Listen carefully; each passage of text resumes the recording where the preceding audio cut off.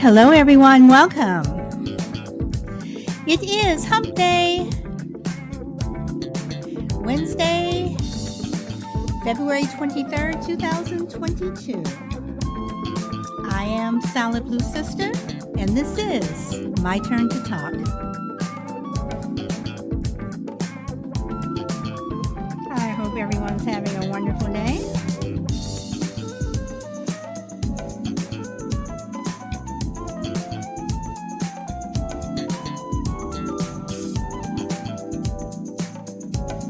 Welcome, Frankie. Wow, you guys almost came in at the same time, but Frankie, today I think you beat Bahram just by a little smidgen. Okay, so God will heal my child.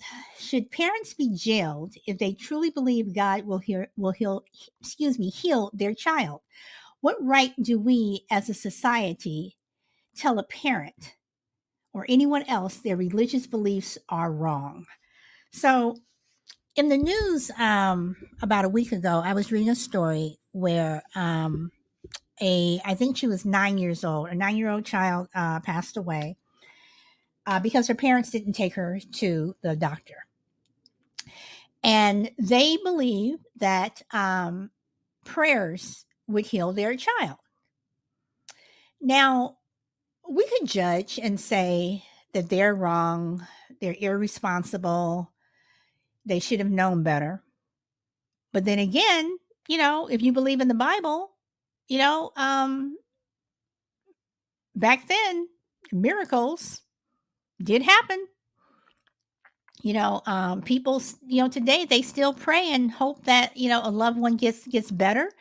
We pray that if you go in for surgery or even as, if you're having a baby, you're praying that all goes well. So why is it wrong for parents to want to pray that God and prayers will heal their child? Now, on the flip side, you can say that, again, I'm going back to God, that God created doctors. God gave doctors the ability to heal. I'm not saying that they are God because they aren't. But, you go to the doctor if something's wrong, a doctor more than likely will be able to help you. And, God gave people that talent. They gave doctors, the ability to be able to heal. So is it wrong for a parent to take their child in to see a doctor and pray that God will be with that doctor while they are healing their child? So is there a difference? So should we be judgmental, or should we allow parents to raise their children however they want? And if their religious beliefs say that they don't take their child to a doctor to seek medical care, no matter how serious it is, then that is their right. So with that, welcome June. With that, I'm going to ask, does anybody, have anything that they want to say? And also, while we are waiting to see if anybody wants to come up, when the other question that I have is when people choose faith over medicine, when people choose faith over medicine, you know, what's the difference between choosing faith over medicine, but you don't want, but yet, you don't want your child, and I don't mean to bring COVID in into this. Is it the same thing as not wanting your child to be vaccinated? Not just with the COVID vaccine, but when you go to kindergarten, or when your child goes to college, they are supposed to have certain shots or whatever before they can live in the residence hall and what have you. Is there a difference? So, Ram, I see you are here. So, what would you like to say? I think that we have to respect the wishes of the parents and their religious beliefs. I think there are a sect of Christians, I believe, is it Brethren or Mormon? I'm sorry if I offend the other one. That they believe in, if their offspring were dying and needed a blood transfusion, they wouldn't allow that because they believe that God gave them this body and all that, and they see that as pollution or whatever. I don't know what their belief is on that, but I know that there are sects of Christianity that believe that. So, and I'm glad you brought up COVID because that's what I was going to do, and I know people are sick fed up of it, but that is something that I'm not religious, but I feel really disheartened by religious people who have just gone out and got these shots. I'm not anti-vax at all, but I often think, with these shots that supposed the religious people are supposed to believe that God gave them this body and everything that was needed. The immune system was enough, and they've gone out and gotten these shots.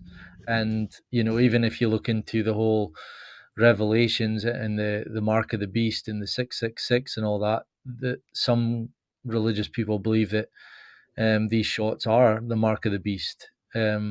So I was always of the understanding that I knew that the whole world wouldn't be vaccinated because you're going to have pushback from the religious people.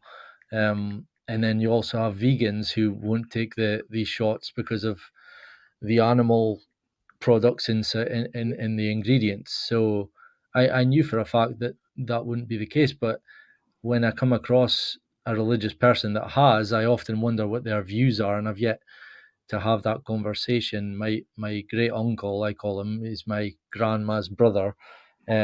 He's religious. He's very. He was actually the what's the one that handles the money in a church? The finance guy, The whatever. treasurer? Treasurer. That's it. The treasurer. Yeah.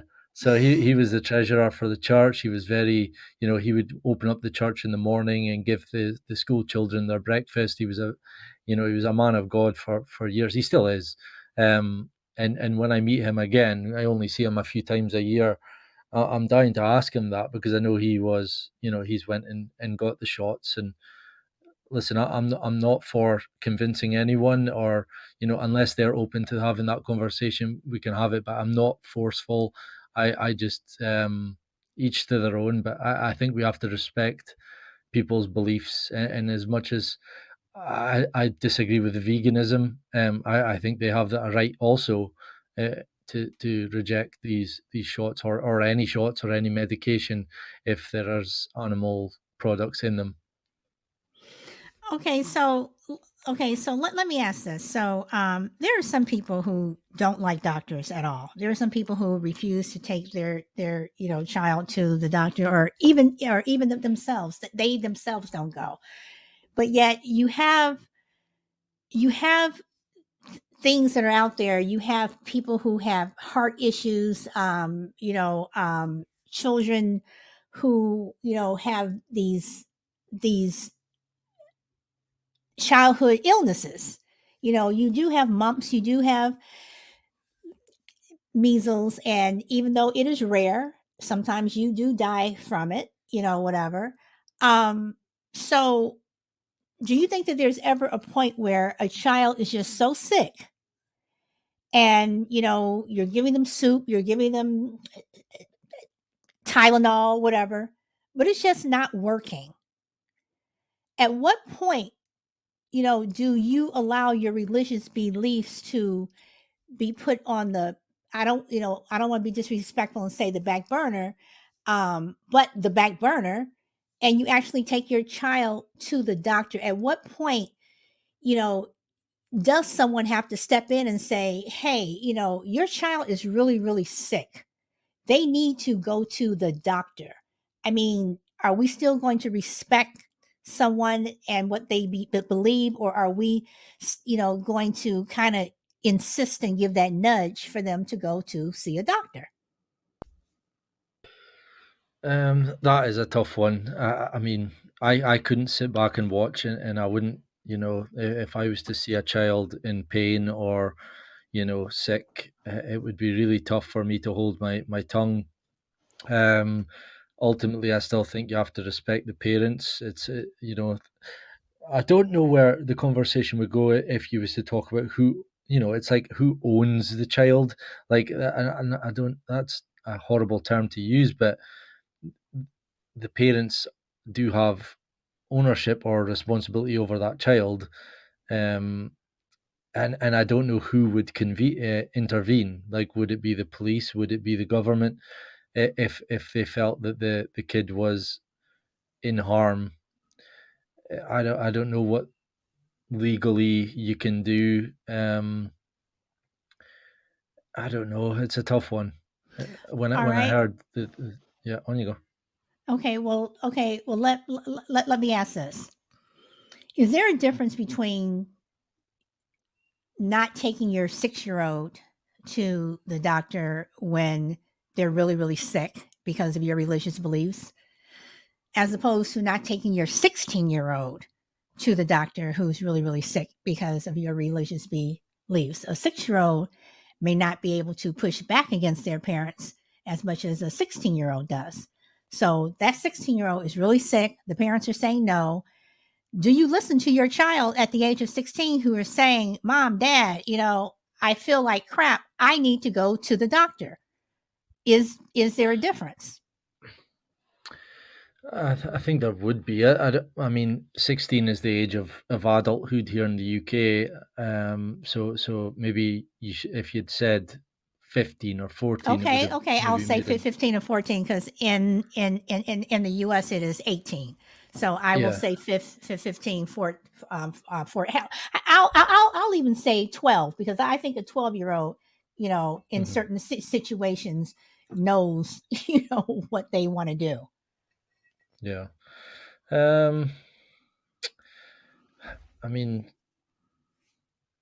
I don't know if it does because they're still not adults. And I suppose even what type of illness, if it's like something minor that they're not going to be harmed permanently by, or even die, No, then I'm not saying I anything that is harmless like the common cold. I'm saying that this person is sick, you don't know what is wrong with them, and then when they get to the when they if they end up at the hospital, it's something serious.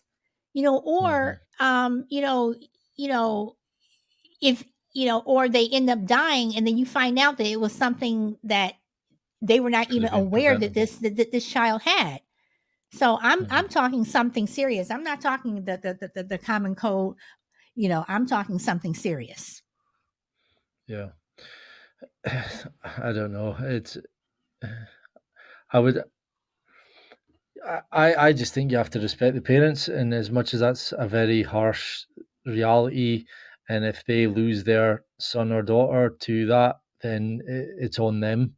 They've got to live with it, and as much as it sucks for us to sit by and watch and know that that stuff happens, I don't think that intervening is morally, and even like morally, because morally it would be a good thing.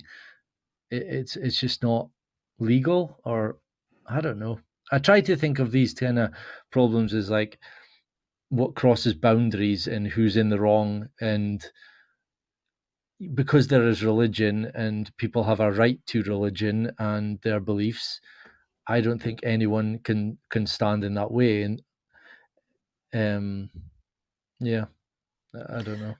All right, I'm going to send another one over to you because you're the only one that's on the panel right now. So I'm going to ask this to you. So, okay, so this child did not go to the doctor.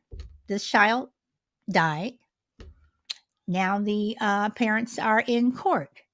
You're on the jury. So, do you allow your beliefs about what you just said, that you think that people should be able to, you know, to raise their children however and whatever?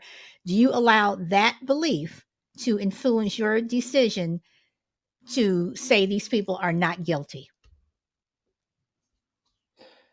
Um, I suppose the line would have to be crossed as to uh, where they are actually doing harm to the kid. If they were unknowing and it was a quick and sudden death, or illness was brought on quick, I think that would have to come into it. But if the parents know that the outcome is going to be death unless treated, there might be, some type of intervention might be allowed, or the right thing. Okay. I will. I'll, Yeah. I'll give you. I'll give you an example. This is from 2009. Karen Mm, Newman, 11, had grown so weak that she could not walk or speak. Her parents, who believed that God alone has the ability to heal the sick, prayed for her recovery, but did not take her to a doctor.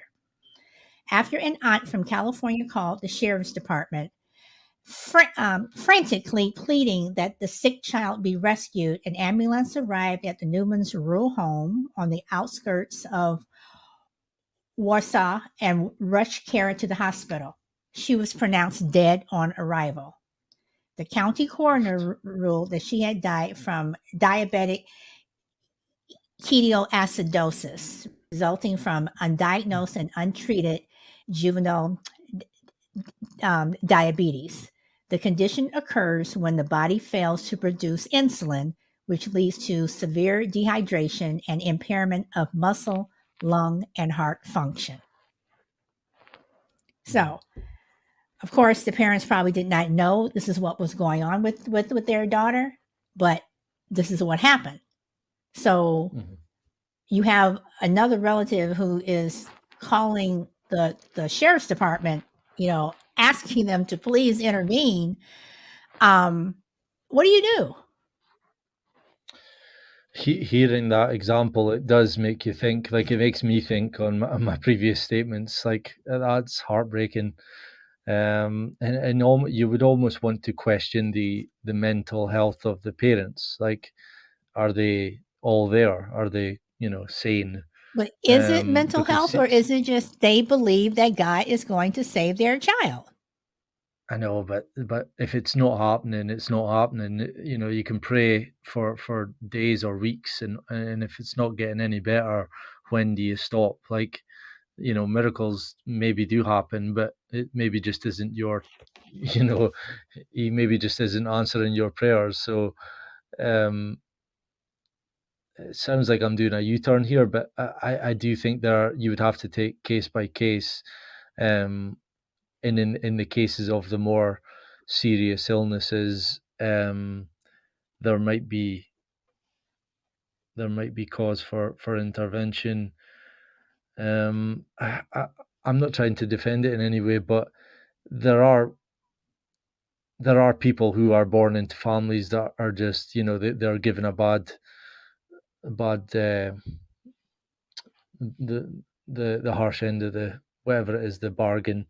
Um and you know horrible things happen in the world, and I'm not trying to play it down, but the price would have to be on the parents' shoulders. They have to live with this, and I don't know that crossing that line is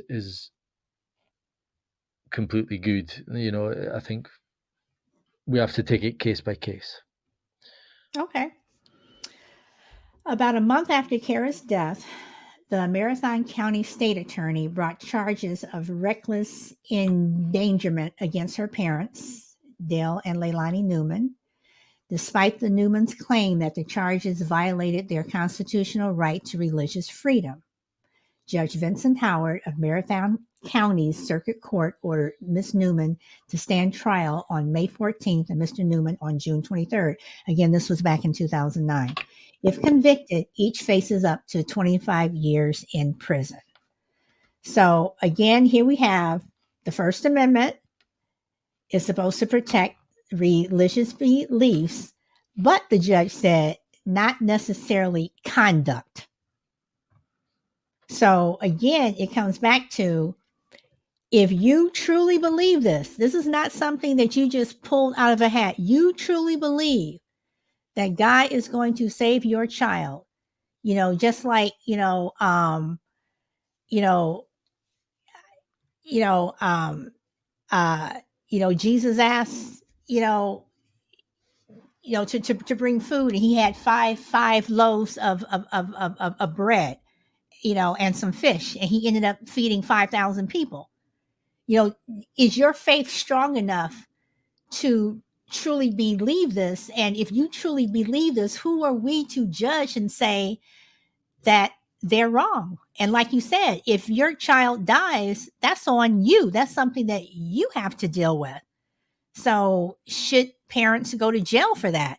Because wouldn't they already be living a lifetime of prison, just mentally knowing that their child died? Mm-hmm. Yeah, that's tough to live with that on your conscience, and it would also be enough to knock your faith as well. But do you know what the Bible says about medicine in general, like big pharma and all these medicines that we are having? Is there anything in the Bible about that?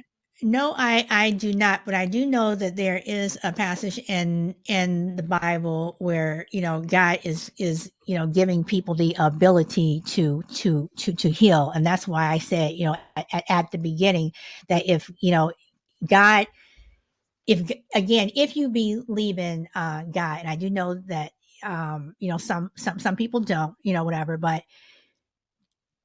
if you were given, even let's take God out of it, if you were given the ability to heal people, to help people, then I think that people should turn to that. I don't like going to the doctor nowadays. I think if you end up in a hospital, you'll probably end up dying because there's so much stuff going on, but I don't know. I mean, should we judge people because what other people believe? And when you start talking about First Amendment, then do you have the right? I mean, are you exercising your First Amendment by not taking your child to a doctor? And welcome, Mama Bear Tracy. So, I mean, for me, if I were on a jury and I heard about this particular case, it would be hard for me to say guilty, but at the same time, it would be hard for me to say not guilty. Mm-hmm. Because I do believe that even though we keep saying parents, should have the right, parents should have the right, parents should have a right, but at the same time, parents still have a responsibility to their children. Mm-hmm. So what do you What do? about those? Do you know the sect of Christianity that believes that I was mentioning earlier? Is it Brethren or Mormons who believe in like not even like blood transfusions or organ donation? I am Like I am not sure. I'm not sure which faith. I don't think it's Mormons. no, I'll have to look that one maybe up. I'll do Jehovah. that right now. Jehovah. Yeah, it could be them. Jehovah. Um, because I mean this must be happening not frequently, but it must happen at least once a year. And I would like to maybe look into what does happen in those situations, um, I'm wondering, you said that this story was in 2009. Is it relevant today? Like, I'm not saying it's not, I'm just saying, is it something that's been brought back up in the media recently, or Well, have you I found this well, from? no, this is I had heard about a case that happened last week with a child that passed away because their parents did not take her to the doctor. And then when I was reading up on it, I came across this particular one from 2009, and it kind of and it was interesting to me because this has always been an issue. This has always been an issue, just with parents not taking their children to the doctor, and then the child ultimately, dies. So, Mhm, again, we give all these rights to parents, but once again, parents also have a responsibility to their child. So, what's the difference between not taking your child to a hospital, when they're really sick because, you believe God is going to take care of them. But at the same time, what's the difference between a parent, that's, beating the crap out of their child and they end up dying? You still have a responsibility to take care of your child and making sure that your child, gets medical treatment. Um, isn't that still a responsibility that parents must live up to legally? mhm.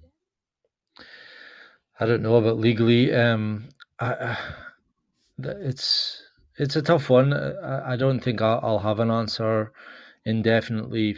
In my mind, I can't think of where I would stand. And like you said, if I was the judge on that case, it would be tough because I fully respect religious people and I respect their right to practice their religion.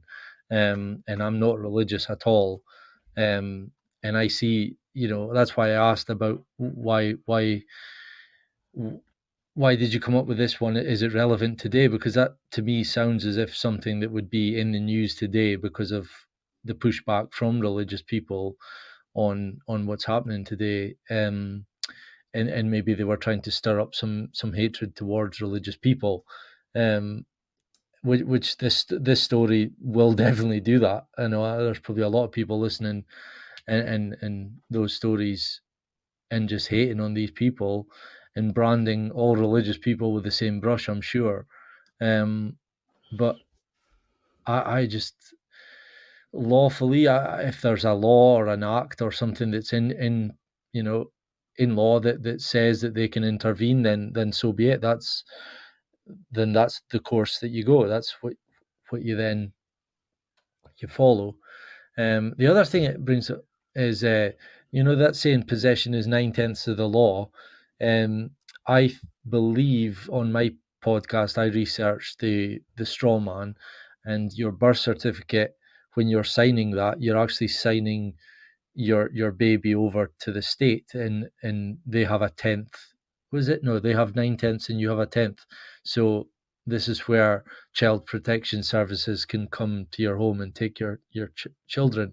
So I'm wondering if a lot of these cases that maybe that one and the one with that happened last week with the 9-year-old that you said, if we find out what happened with that, maybe that the intervention was successful, um, because they were notified in time, and the ones that died, they maybe weren't. So I'd have to look into it more. So do you so you so overall you think that parents have the final say so in what happens with their children? For the, I mean, my every inch of my body wants to say yes, 100% they should.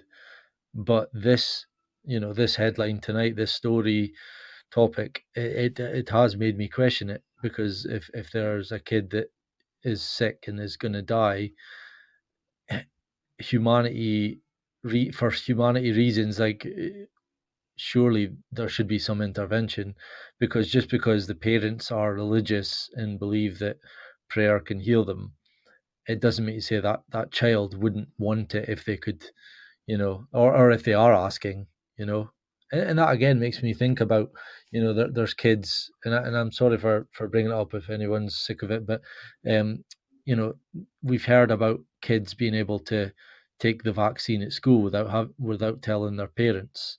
So I think that falls into that category, um, of when is it, how old do you have to be to be in control of your own body and what goes in it, and make big decisions like that.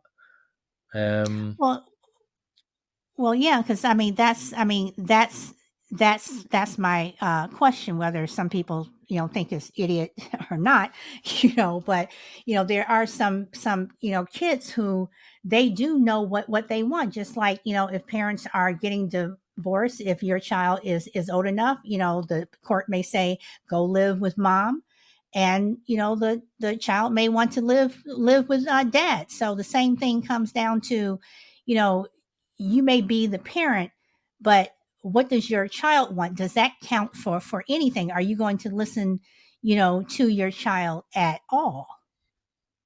So, um, the thing that brings comes to my mind when you say all that is that, and I'm not changing the subject at all, but I know, like, in regards to the transgender issue, the main argument is that some of these kids are making those decisions at a very young age, and in fact, your brain doesn't reach full capacity until you're 25 years of age, roughly. So, those decisions, for me, the whole taking the shot at school, or taking medical treatment of any kind before you're at least 18 is a no-no. I don't think that should be allowed, because you won't fully understand. You could be taking it because your favorite movie star's taking it, whatever the medical procedure is. So you have to know that it's done in the right mindset. Um, so yeah, I think these things would have to be case by case.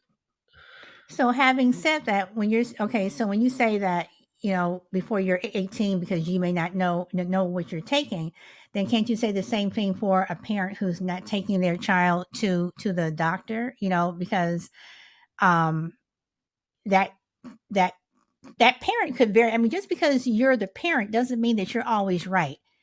And again, I'm not saying that, parents should, go to jail or they should not. I'm trying to play both sides here. Um, but can't that parent be wrong? Can't a parent be wrong with the choice that they made for their child? Um, yeah. I This mean, is I, I a, mean, I, it's I a, mean, I mean, yeah. it's a hard one, and I apologize for constantly coming to you because you're the only one that is up on the panel here. But parents are not always right. I mean, I know for me as a parent, I've made you know decisions that were completely wrong.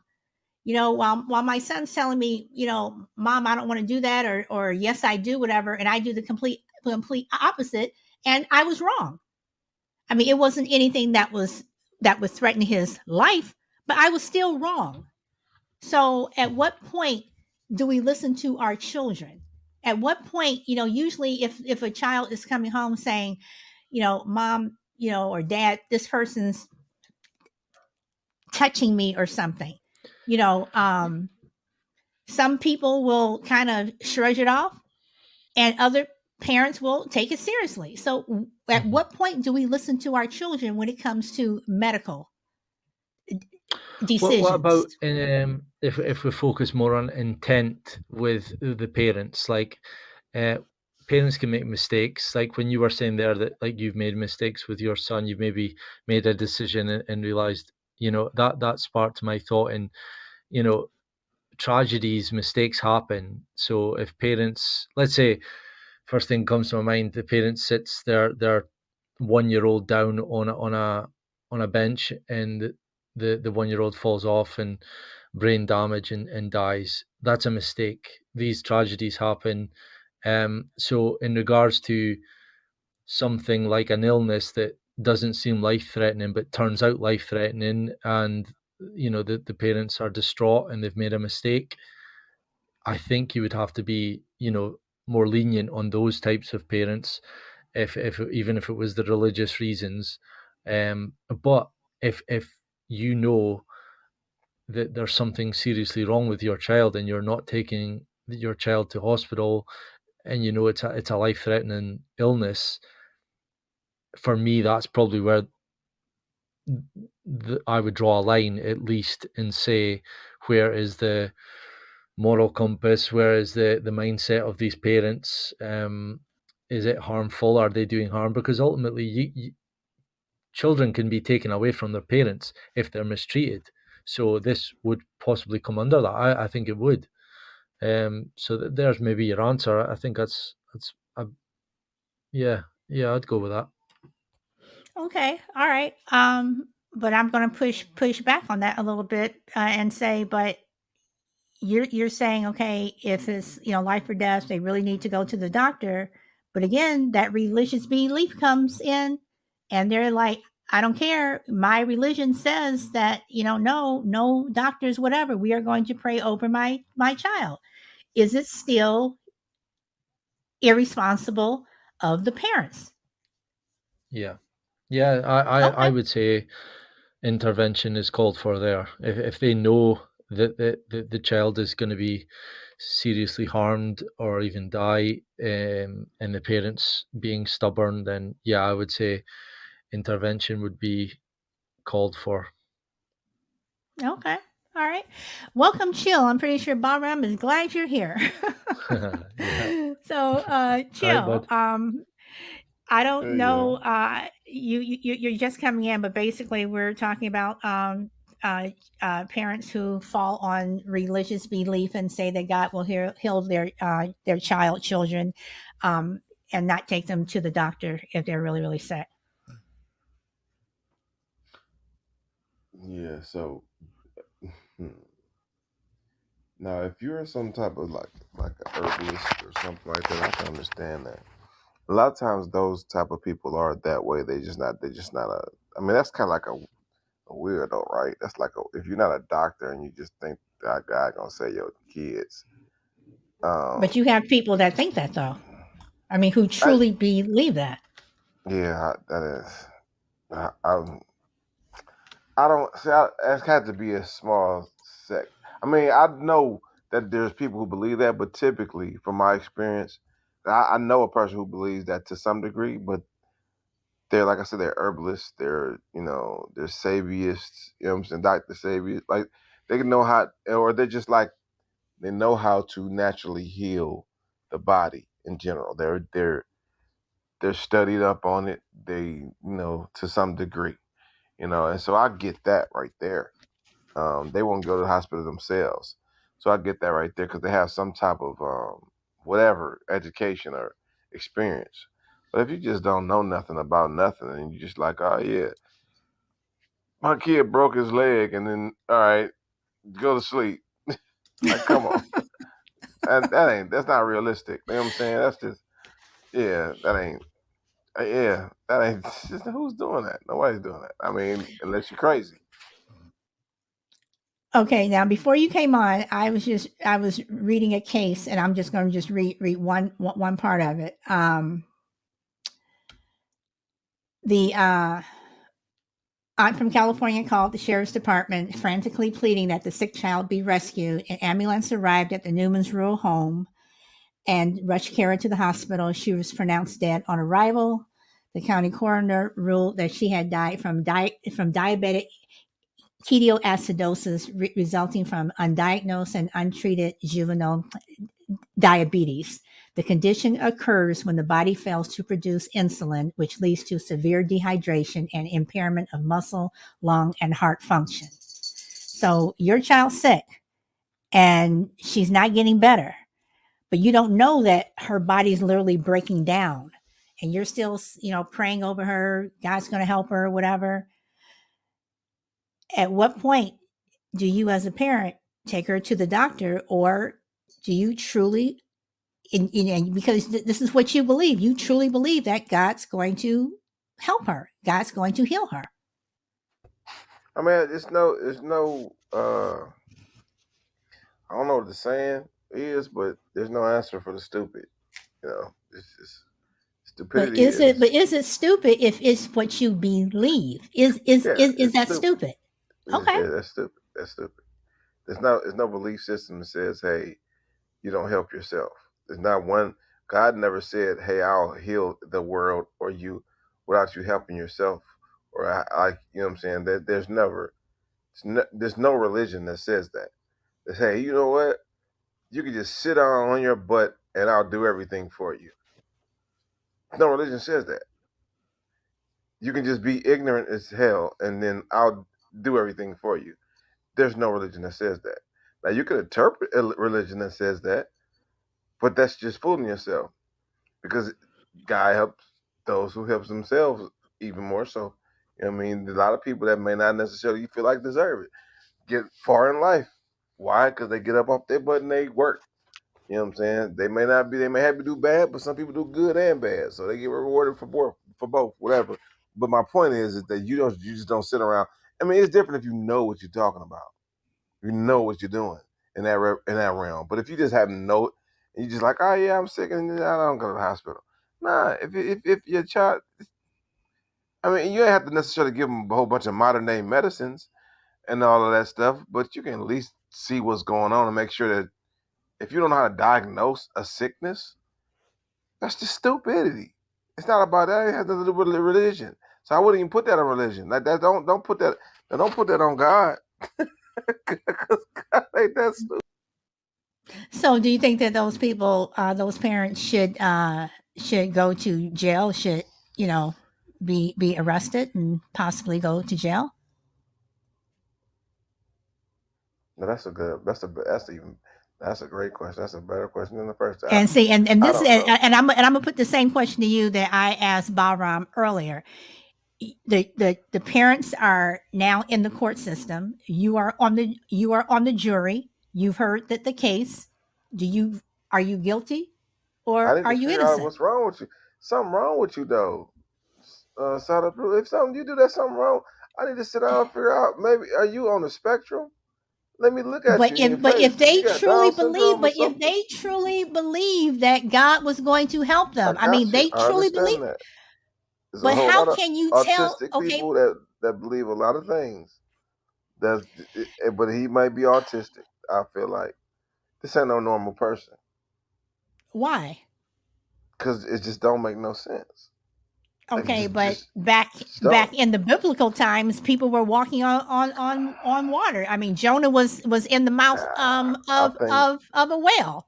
I don't think You we should know? take a lot of stuff literal. I don't think we should take a lot of that stuff literally. I think they're Okay, anecdotes, and I okay. don't. And I say miracles can't happen, but like I said, I believe my sister believed in ghosts today, and it was just me sneaking a cookie. You know what I'm saying? And she never knew until I told her 30 years later.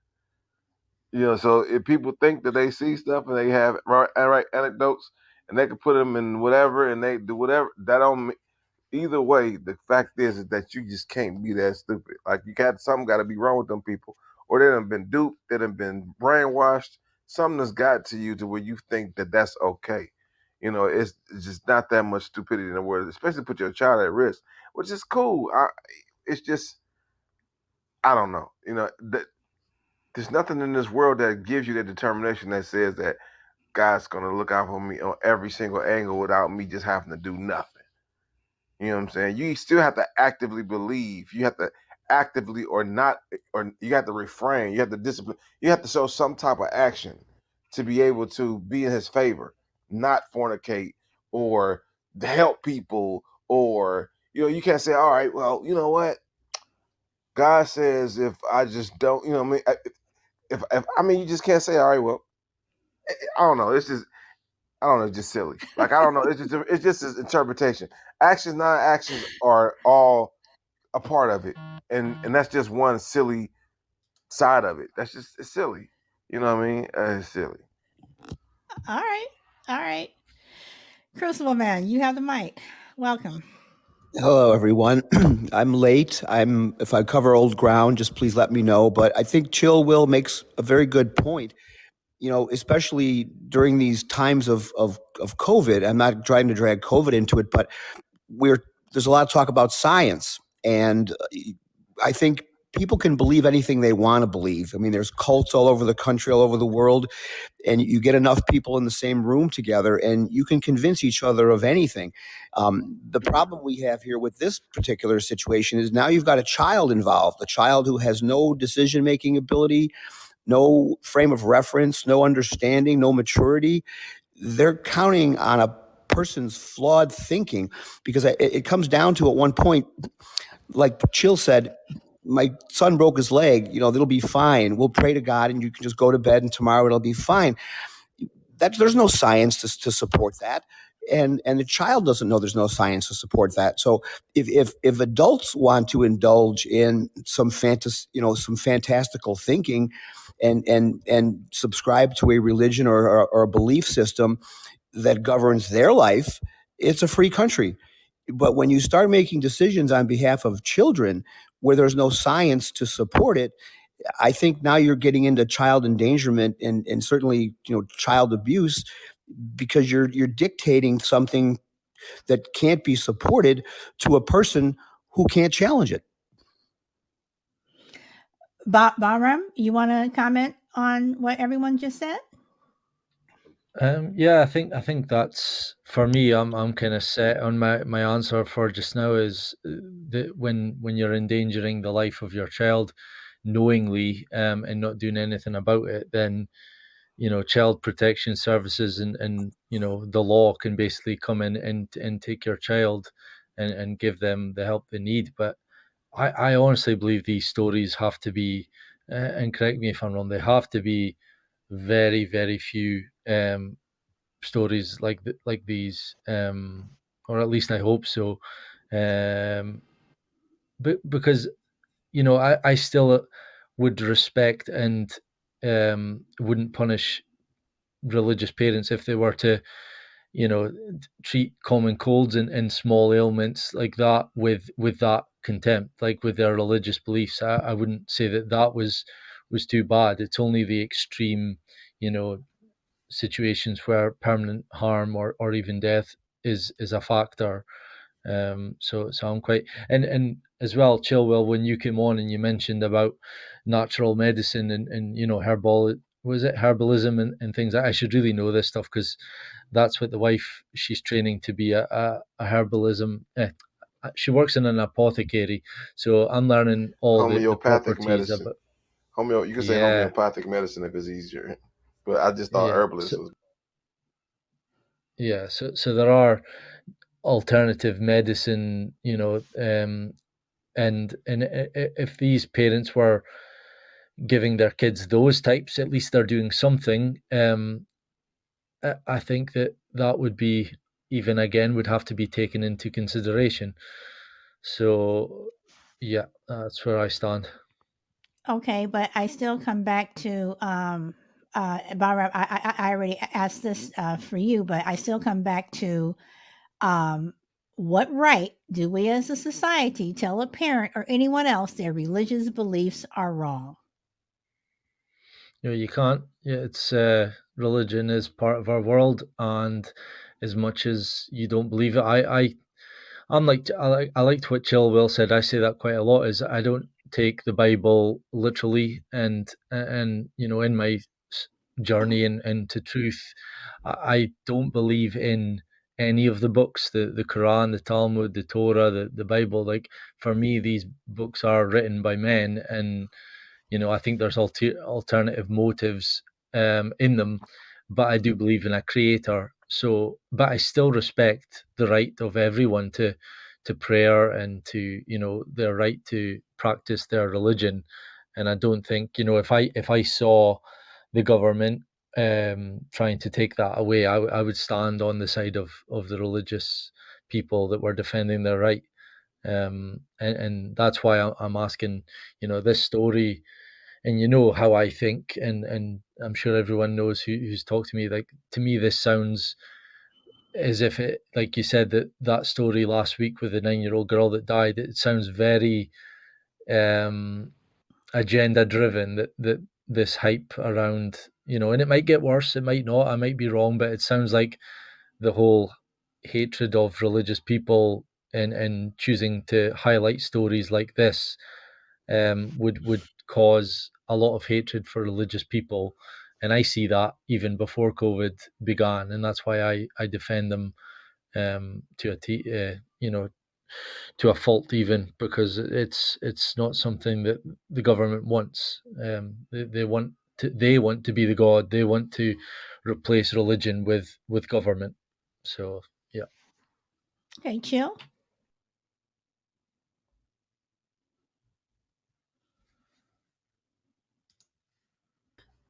Oh, here I go. Chill. Yeah. Here I go. You- Yeah, here I go.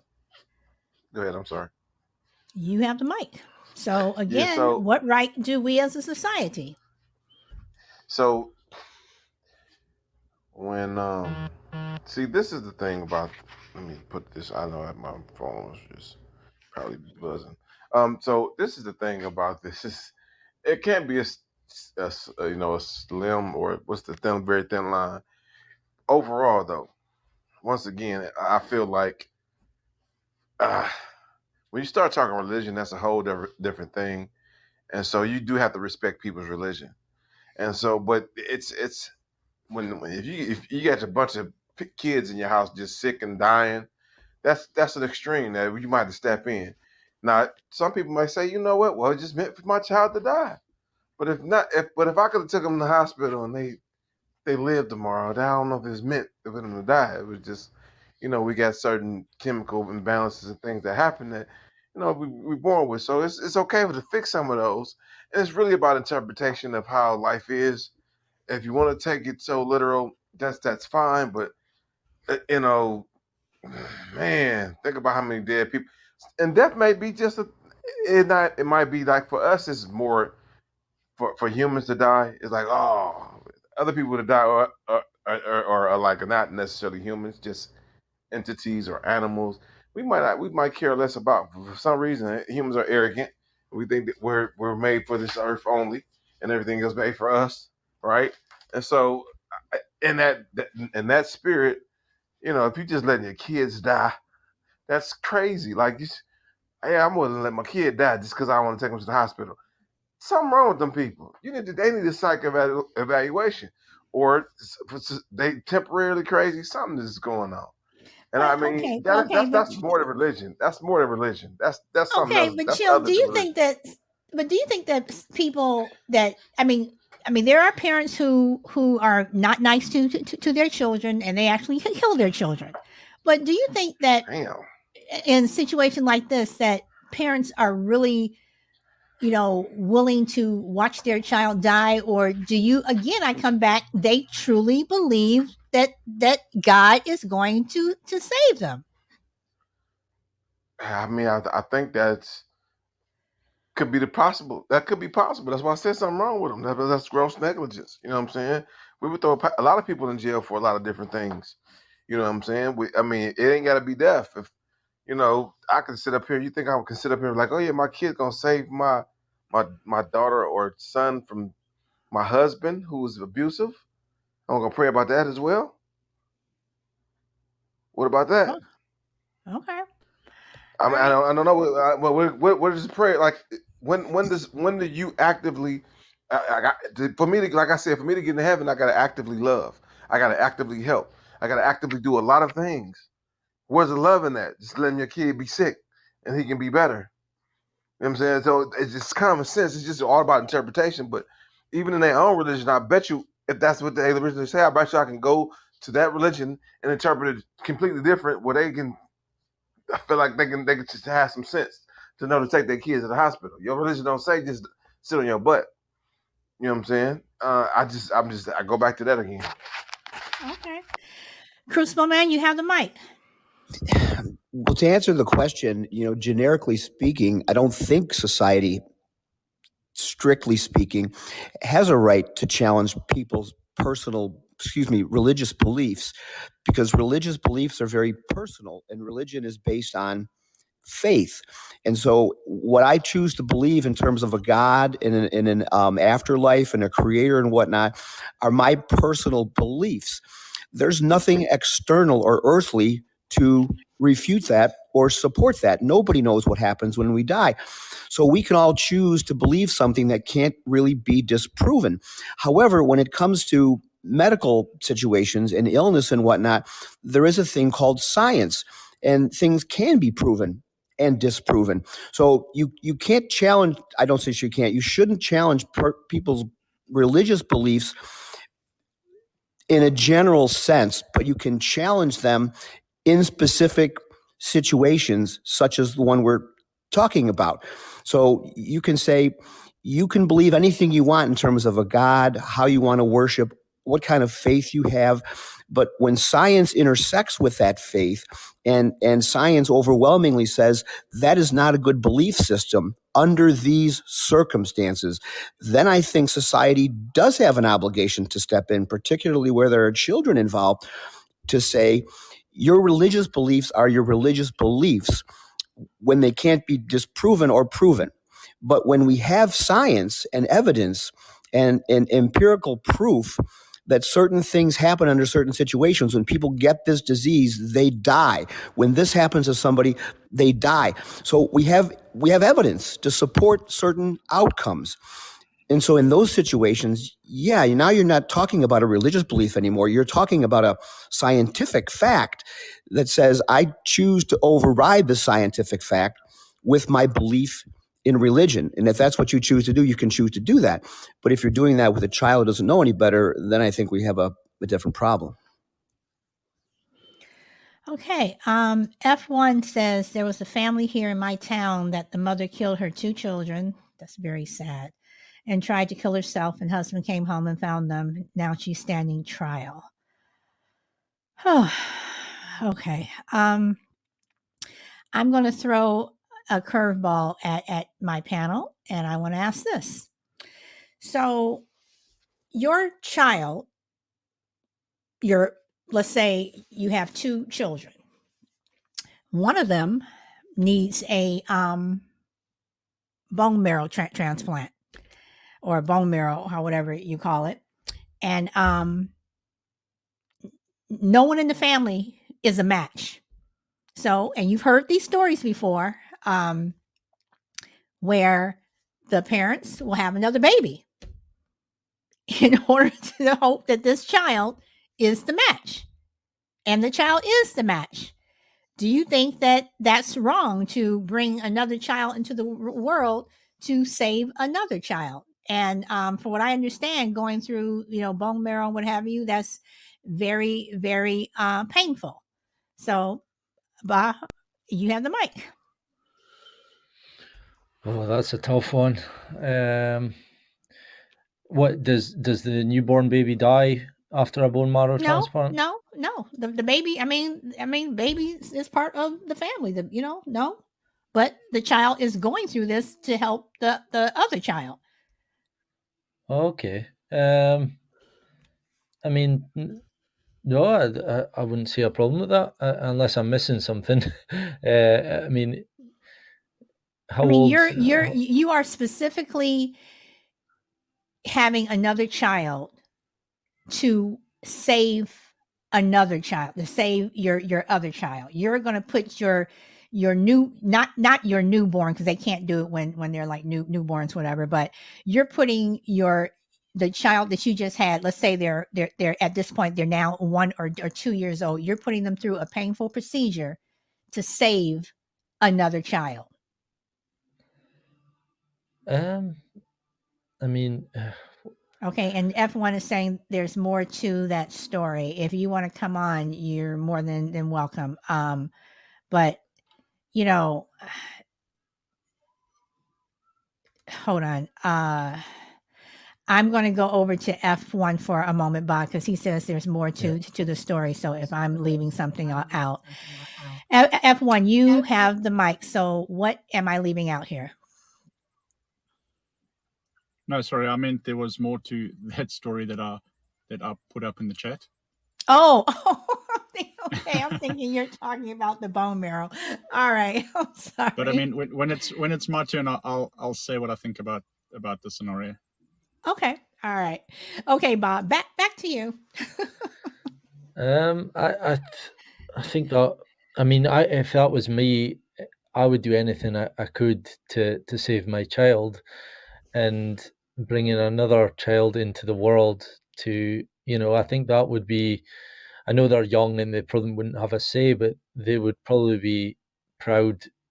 I don't know the success rate of that transplant. Is it fairly, is there any chance of death? From what I understand, usually bone marrow transplants are usually successful. But again, you're bringing another child into the world, not because, oh, let's have another baby because we really want to have another baby to love. You're bringing this child into the world first and foremost to save your other child. So, on that alone, Yeah. As a child growing up, that's kind of messed up. But, so No, I that, don't know. is that I, ethical? I don't have a problem with that side of it. I mean, like I said, Okay.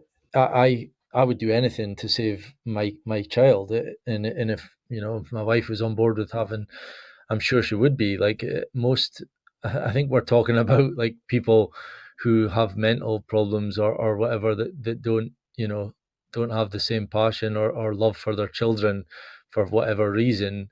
Most people would die for their children, and I to have another child would definitely be the easiest option. Would definitely be the easiest decision out of that whole scenario. That the only problem I have is whether there's a risk involved with the new baby. Is their life going to be any less after the bone marrow transplant, or are they going to die?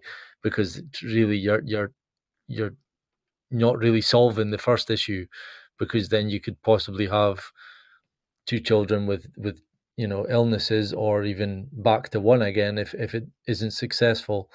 So I would have to weigh up. I don't know too much about that operation.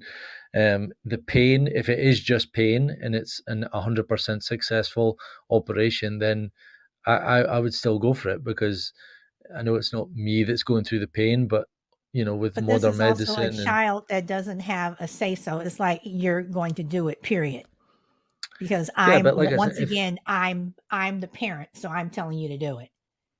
yeah, but if their life isn't going to change in any way, if they've gone through that operation and it's, and the doctor can tell you for sure that it's 100% successful, they won't, be affected by it, then there's no risk. There's no risk involved. So, I know what what you're saying. It's like you're making decisions for your child, but at that age, I'm sure you said, did you say 2, 3 years old? You can go through this operation. Mhm.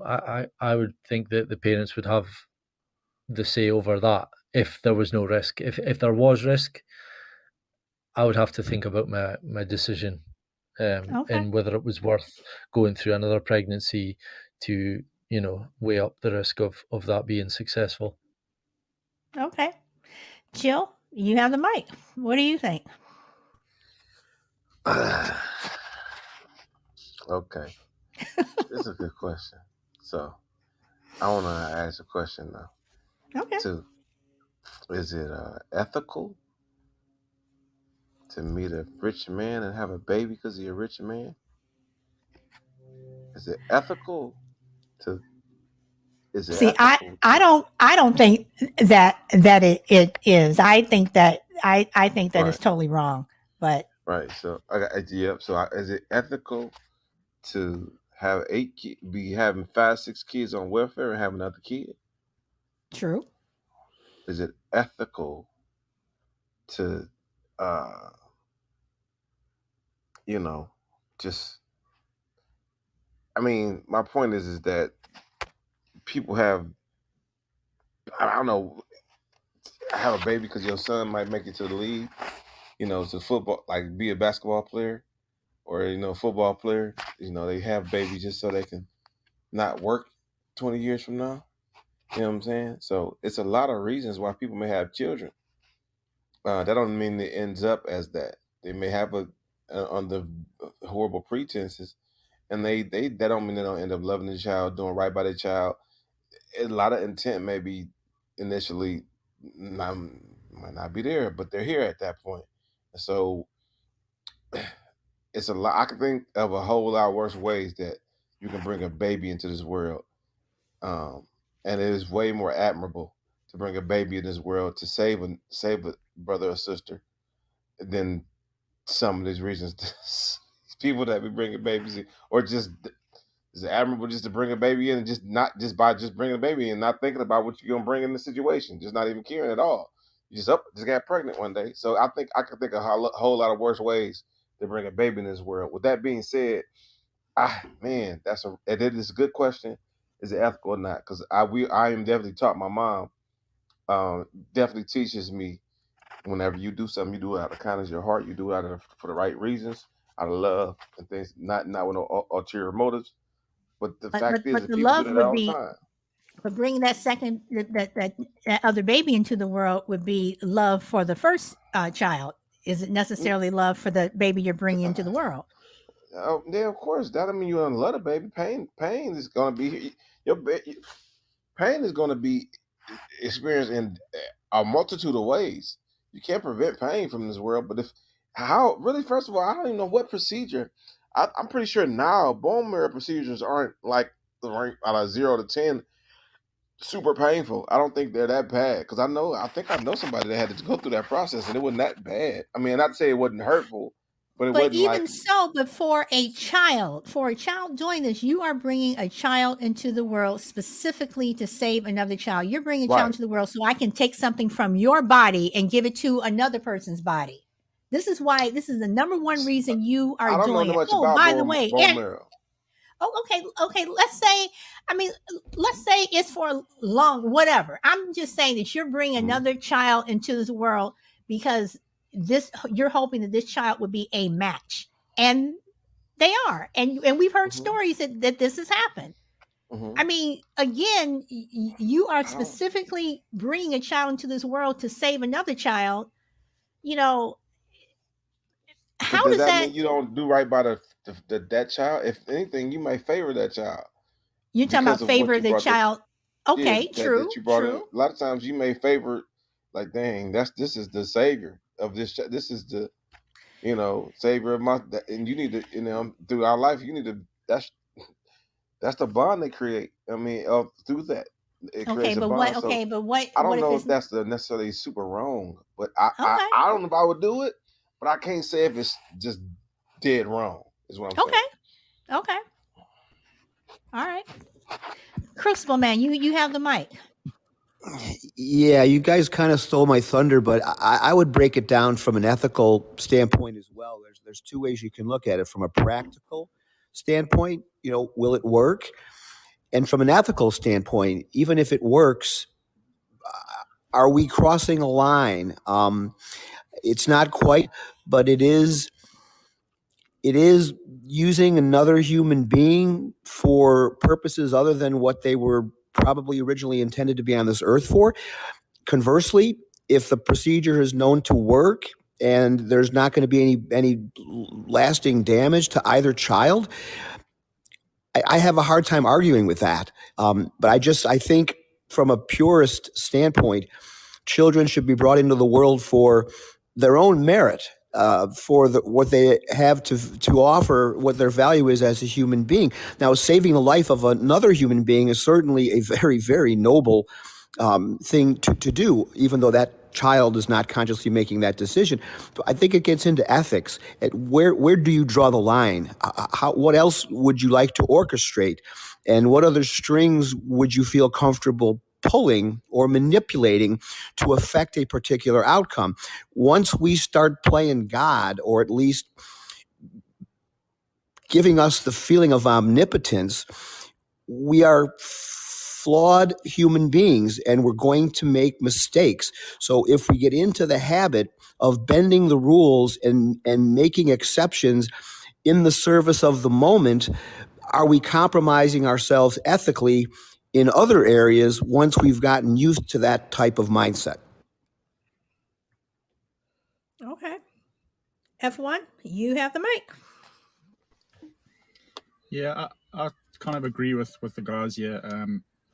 I would obviously first exhaust all other options, and if there's really no other way, then I suppose I would probably do the same thing. I would do whatever it takes to save my child's life, and provided that they both have a healthy and outcome after the operation. If there's some risks in the new child, I would probably think about it before just going straight ahead. But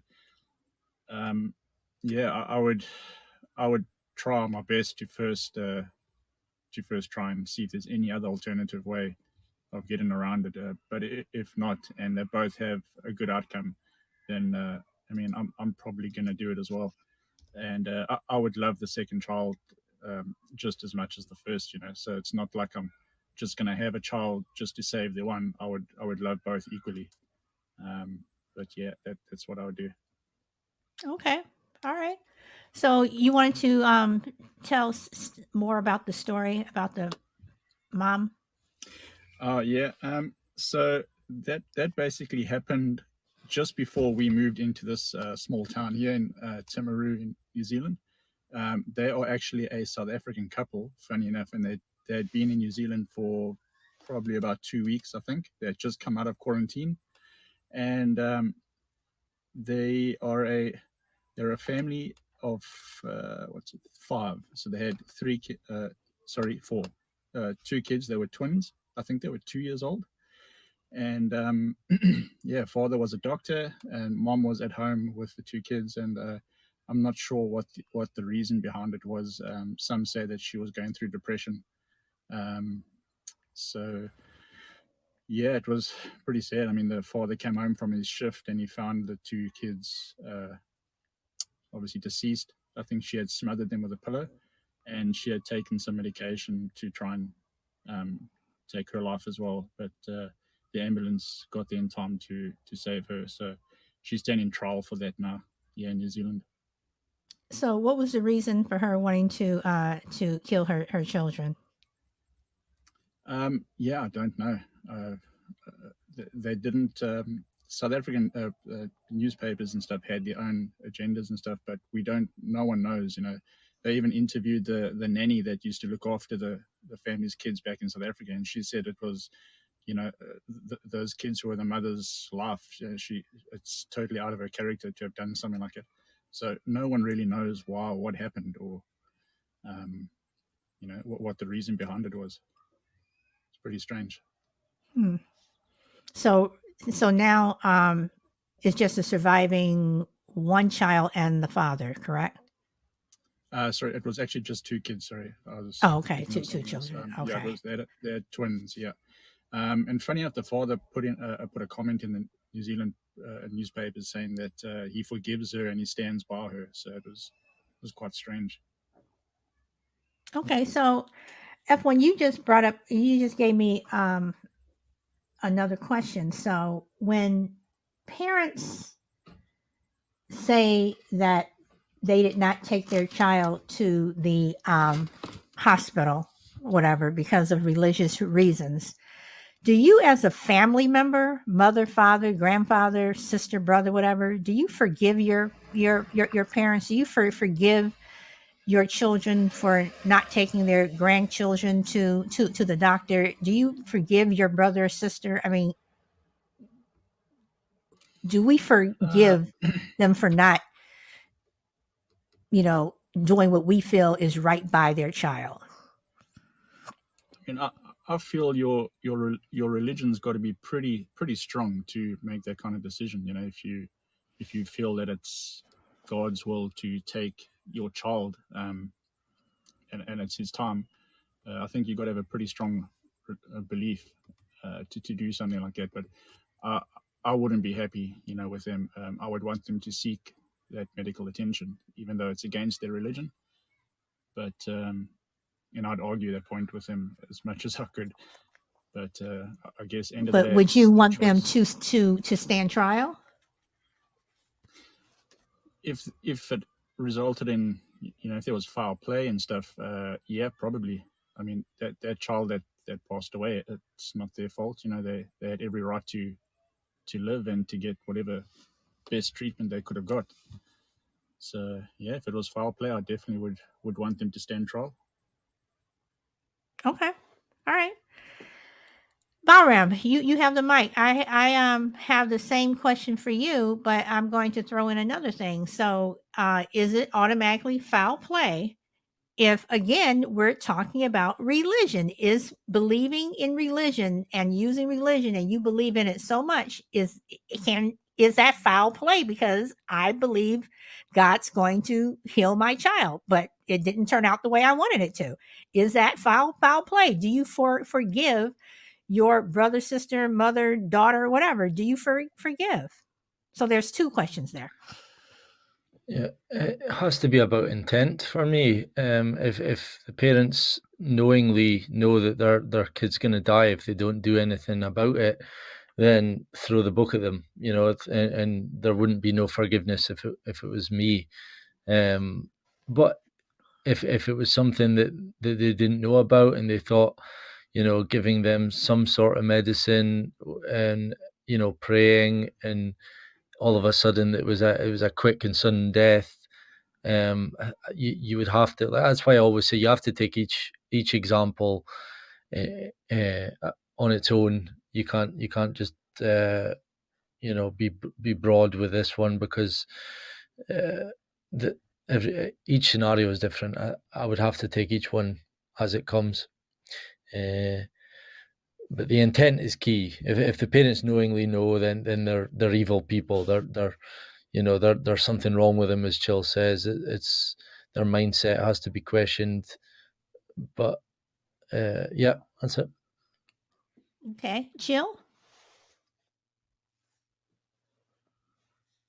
Oh, yeah. So that's a good question. I'm a forgiver. I mean, it's not much someone can do in life for me not to forgive them.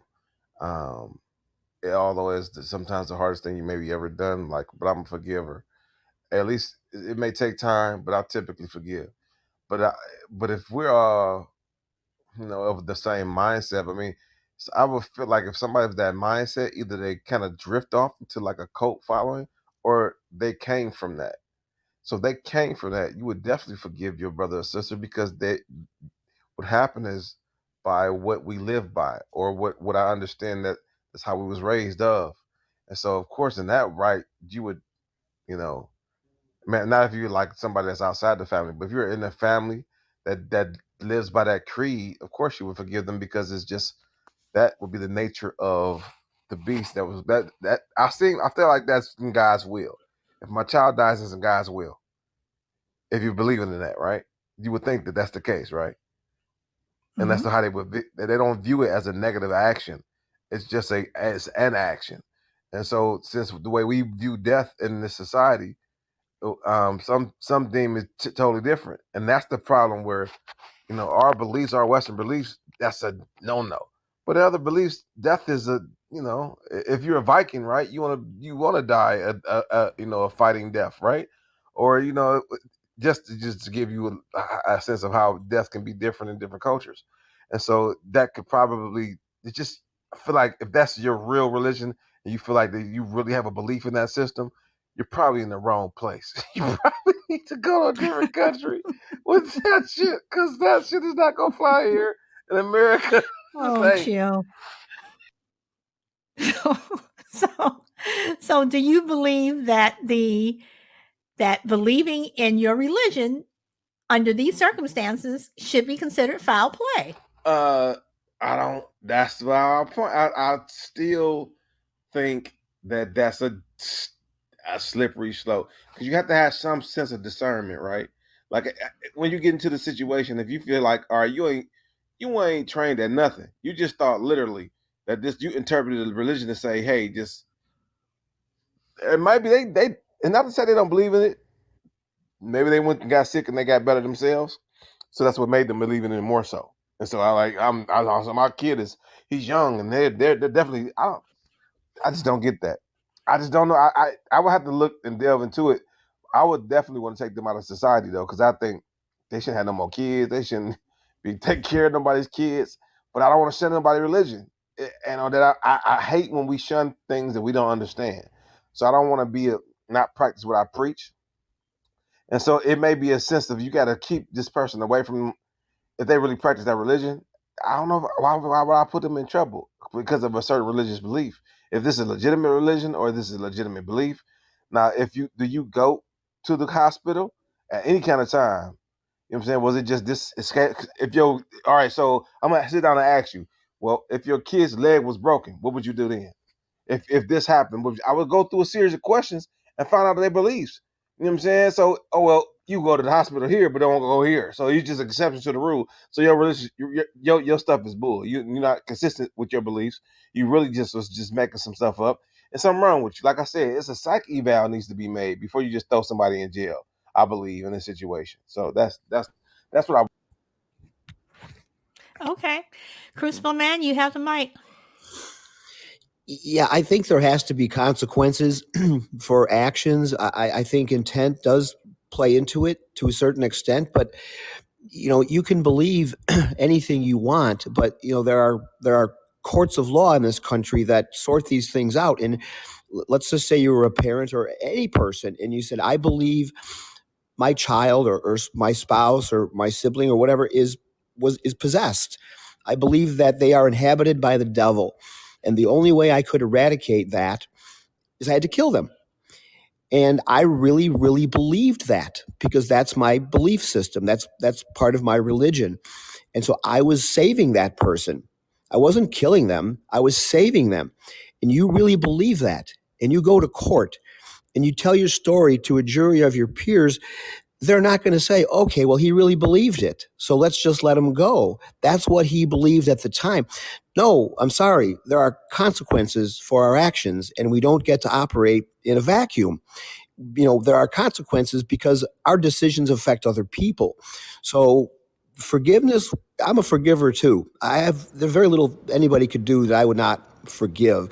But to allow people to take matters into their own hands based on a set of religious beliefs that have consequences to other people, like I said, that's what courts are for. So good luck telling a jury, I saved that person when in fact you killed them. I don't care what you believe. That person's now dead. You didn't save anybody. You killed somebody. You have to pay a price for that. So our actions have consequences, and we can't hide behind our religious beliefs in order to avoid them. All right. F1, you have the mic.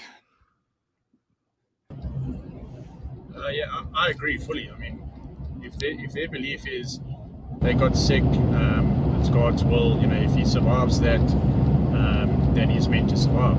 I don't believe in that. I believe that if someone's sick and then someone has the ability to help them, and that person is saying no, it's not their belief, and that person does, they need to be held accountable for that. That's just the way I feel. And if it is a family member, they must stand trial. And I mean, I'll forgive, but I won't forget. It's just the way I feel. Yeah. Okay. All right. The only crazy lady, welcome. You have the mic.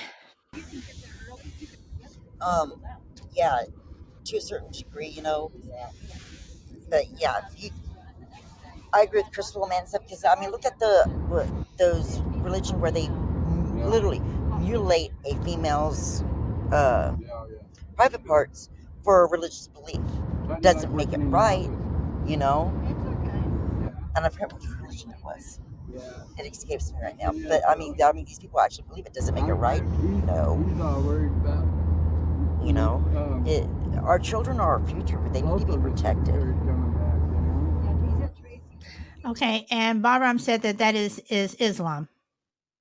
Thank you, Bahram. I couldn't remember who it was, but I remember that was one of the things I was like, really? They allow that? And it's like, yeah, I was like, wow. Okay, and he says, or Jewish if you mean males. All right, well, this has definitely been a discussion that has gone in a different couple of ways. So before I close out the show, everyone will go back around the room and let everyone put in their last 2, 5, 10 cents or $1.50. So Bahram, what do you want to say? Your final thoughts. This is exactly why I love this show, because this topic it was tough for me. And at the very start, if you were listening, I did a full U-turn pretty much, where I sided with religion, and then, I feel I gain more understanding when we go into more like examples, because I think each case has to be taken case by case.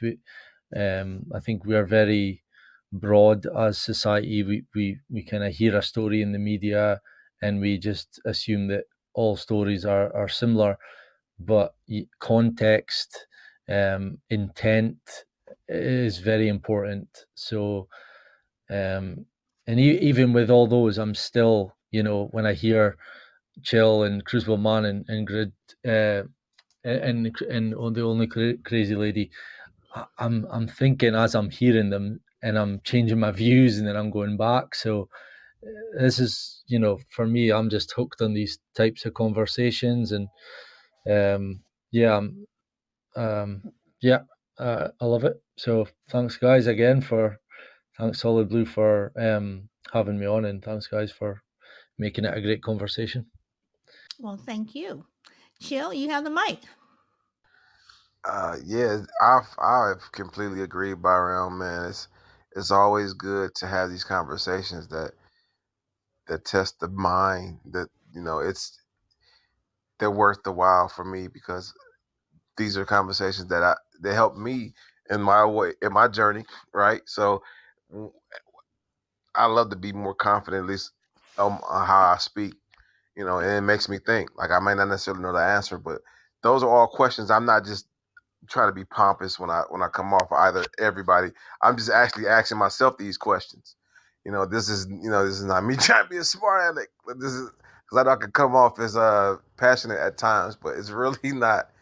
It's not me being a smart aleck. It's just like me, like, man, this is man. You know what I mean? I would ask myself these questions. That's what I initially do. So yeah, this topic was also great, and it's a thin line with it. I think it's a thin line. Should you punish somebody for their beliefs? Is basically what you're saying, and that's and typically you want to say no, but then when it comes to something extreme like this, it's like, man, like you say, Byron, like, this. So when do we save ourselves from ourselves? It just, when is that line crossed? So yeah, because like I think Crucible Man said something about the devil being possessed. Who's to say that they weren't possessed? That's just our belief, right? But then he also has a point. There are court system and rules in place where that punish you. But is that right though? Is that ethic? It might be the rule, but is it ethically right though? I mean, it's freedom of speech until this is the exception now. You know what I'm saying? So I think this is an awesome topic. Everybody. It's always good to talk to y'all because y'all so smart, and y'all make me smile at the end of the day, man. And I walk away. I feel like at least a little bit more educated, at least a little bit more versed, and then it's awesome. So Thanks, Chill. Crucible Man, you have the mic. Yeah, this is another show that I typically will re-listen to the show later in the evening, and I never fail to pick up something that I may have missed the first time around. It challenges my thinking to hear things out loud and hear people's perspective and frames of reference. It's not just words on a page; it's personal experiences that people are sharing and personal viewpoints. And with a show like today, when you get into this intersection of religion and science and ethics, it's complicated and there are no easy decisions. If you try to make a decision based on religion, then you can challenge it. Someone can challenge it based on ethics. If you want to make a decision based on science, somebody can challenge you based on religion. So there's all sorts of multifaceted angles on this thing. And again, solid, excellent topic. Panel, excellent points. I think these are the types of topics that when we're thinking about things in our idle time, like Bahram said, you can do a U-turn, and you're thinking, you say, I will never change my views on something. And then an hour later, you're thinking, I never thought of it that way. So anytime you get into a triumvirate of religion, science, and ethics, you're going to have difficult decisions to make. And it was a very, very illuminating topic today. Well, thank you, Crucible Man. F1, you have the mic. Okay, sorry, I was on the phone when everyone was speaking. Is this the final words? Yep, just any last words. Oh, last words. Okay. Yeah, well, I just want to say that it's always good to hear everyone else's comments and the way they look at things differently, and it's quite informative. It helps us with certain choices to make, difficult choices. So it's I just thank you for the good show. It was a great topic, and I'll definitely be back again for the next one. Thanks, everyone. Okay, you're welcome. And F1, I see your email, and I will be responding. So thank you for sending that. Okay, no problem. And Crazy Lady, do you have any last words? No, other than if it becomes my child, I will use every means possible to save that child's life. I'd even go as far as go to buy black market freaking kidneys and stuff. Okay. That's okay. All right. Well, everyone, again, thank you very much for giving me a great show, giving my turn to talk a great show. Again, as I always say, the show doesn't work without you guys. So I want to thank my entire panel: Bahram, Chillwill, Crucible Man, F1, and the Only Crazy Lady, and South Ozman and Frankie. Thank you very much for coming. And Mr. A, thank you. I appreciate everyone. And thank you, Frankie, for the likes and the super chat. So until tomorrow's going to be a lighter show since it's Thursday, won't get so deep. Hopefully it'll be a fun show. And always speak your truth and go where the wind takes you. I hope to see you tomorrow. Bye.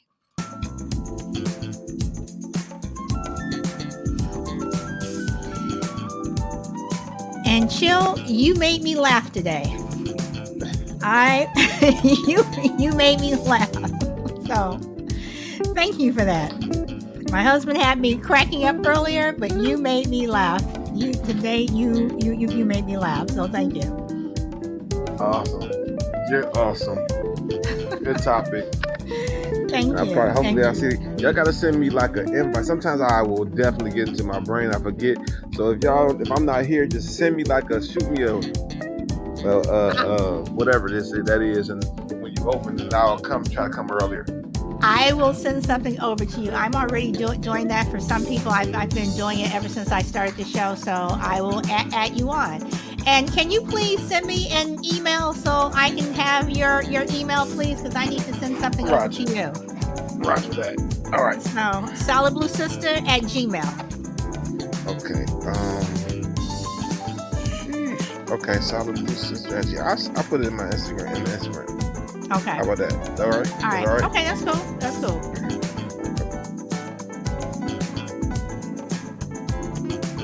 Yeah, this was a good show today. And Frankie, thank you very much for your chat comments. I appreciate that. And Mr. A, thank you for making it. I'm sorry you came in at the end, but at least you still made it. So thank you very much. Okay, y'all, we're wrapping it up. Hope you all enjoy the rest of your day or your evening, wherever you may be. Have a good one. Bye.